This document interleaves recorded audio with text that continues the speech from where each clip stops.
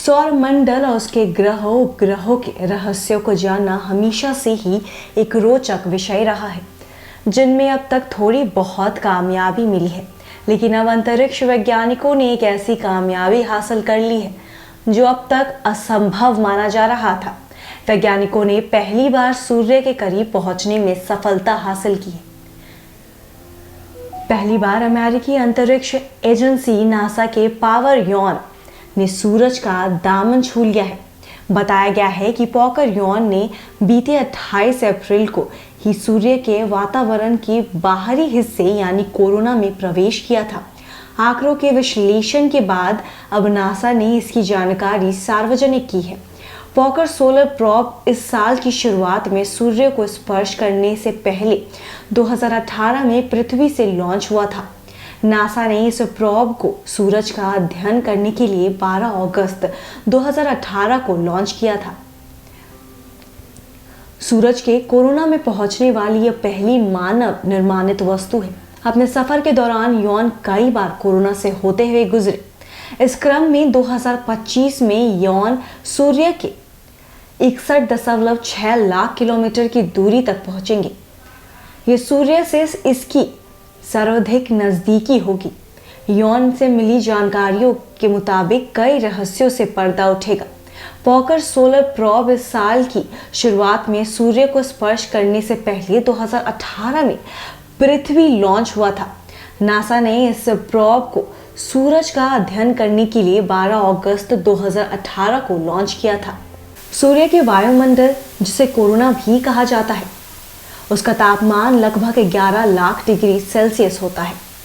माना जाता है कि इतनी गर्मी कुछ ही सेकंड्स में पृथ्वी पर पाए जाने वाले सभी पदार्थों को खत्म कर सकती है, पिघला सकती है।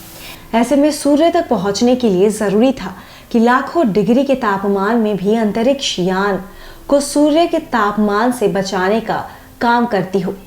पॉकर यॉन की इसी हीट शील्डर्स के तैयार किया गया है।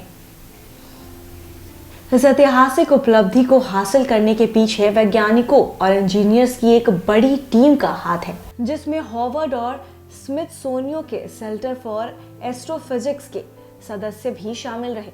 यह टीम प्रोब में लगे एक सबसे महत्वपूर्ण उपकरण सोलर प्रोब कप के निर्माण और उसकी निगरानी में जुटी है। यह कप ही वह उपकरण है जो कि सूर्य के वायुमंडल के कणों को इकट्ठा करने का काम कर रहा है। इससे वैज्ञानिकों को यह समझने में आसानी होगी कि स्पेसक्राफ्ट सूर्य के वायुमंडल की बाहरी सतह यानी कि कोरोना तक पहुंचने में सफल हो गया है।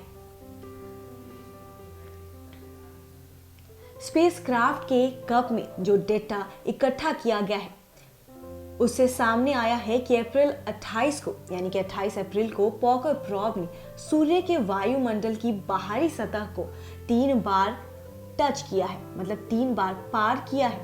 एक बार तो कम से कम 5 घंटे के लिए। सोलर प्रोब की इस उपलब्धि को बताने वाली एक चिट्ठी फिजिकल रिव्यू लेटर नाम के जर्नल में भी प्रकाशित हुई है।